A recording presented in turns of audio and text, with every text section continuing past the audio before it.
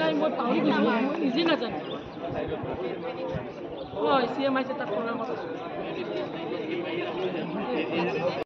বন্ধু বান্ধৱী আমাৰ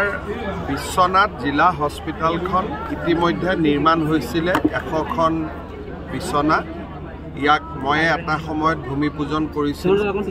আজি আনুষ্ঠানিকতাৰ খাতিৰত আমি ইয়াক উদ্বোধন কৰিলোঁ যদিও বিল্ডিংটো কেইবাদিনো আগতে সম্পূৰ্ণ হৈ আছিলে বিশ্বনাথ মেডিকেল কলেজখনো মই খুব ভাল কৰি আজি পৰিদৰ্শন কৰিলোঁ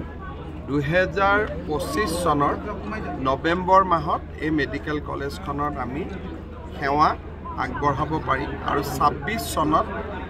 নেশ্যনেল মেডিকেল কাউন্সিলৰ স্বীকৃতিৰ কাৰণে আমি আবেদন কৰিব পাৰিম স্যাৰ বিশ্বনাথ যি চিকিৎসালয় আছে তাত ICU 10টাকে আছে কিন্তু এতিয়াও কাৰ্যক্ষম হোৱা নাই মানুহৰ কাৰণে আমাৰ মেডিকেল কলেজখন আৰু এটা বছৰ আছে মেডিকেল কলেজত আমাৰ টোটেল 70টা ICU থাকিব আৰু এটা বছৰৰ পিছতে উদ্বোধন হৈ যাব ইয়াতে আমাৰ বিশ্বনাথ চিভিলত বৰ্তমান চিভিলত আমি ডায়ালিসিস সেন্টাৰ এটা দিছোঁ সেই ডায়ালিসিস সেন্টাৰো মই ভাবো 2-2.5 মাহৰ ভিতৰত আৰম্ভ হ'ব আৰু অহা বছৰলৈ বিশ্বনাথৰ গোটেই স্বাস্থ্য খণ্ডটোই বদলি যাব এইকেইটা দিন মাজত অলপ চলপ মিলাই থাকোঁতে কষ্ট হয় কাৰণ আমাৰ সমস্যাটো হ'ল কি মেডিকেল কলেজবিলাক হোৱাৰ কাৰণে হেল্থ এড আমাৰ ডক্টৰ কমি গৈছে সব মেডিকেল কলেজলৈকে গৈ আছে সেইকাৰণে ডিস্ট্ৰিক্ট হস্পিটেলবিলাক চলোৱাত আমি কিছু অসুবিধা পাই আছোঁ যেহেতু মেডিকেলত মান ডক্টৰ যাব খোজে ডিস্ট্ৰিক্ট হস্পিটেলত ইমান আহিব নোখোজে বিশ্বনাথৰ সমস্যাটো অহা বছৰ সমাধান হৈ যাব স্যাৰ দিল্লীৰ মেট্ৰিক উত্তীৰ্ণ কিছুমানে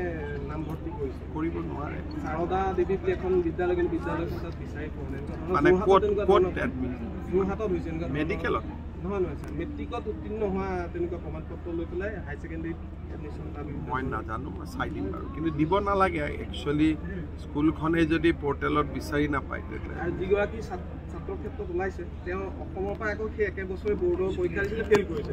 মই চাই ল'ম বাৰু ক'ত যোৰহাটৰ মই খবৰ মই ক'লোৱে বুজাই দিলোঁ আৰু কেইটামান দিন ৰখক আৰু এতিয়া মই মাজত 2-3 বাৰ আৰু আহিম যাতে একদম টাৰ্গেটত